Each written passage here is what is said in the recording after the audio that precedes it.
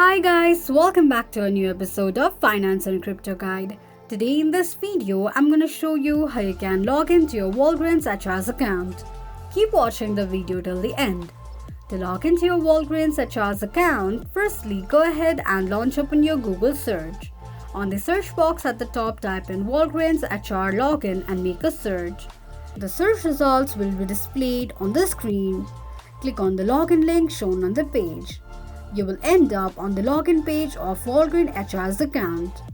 Enter your ID and password associated with your Walgreen HR's account and tap on Sign On.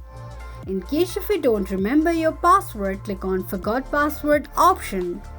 This is how you can log into your Walgreen HR's account quickly and easily just in few steps.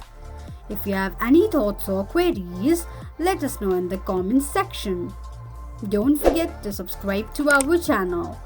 Also press the notification bell icon so that YouTube will notify you whenever we post a new video. I hope this video was helpful to you.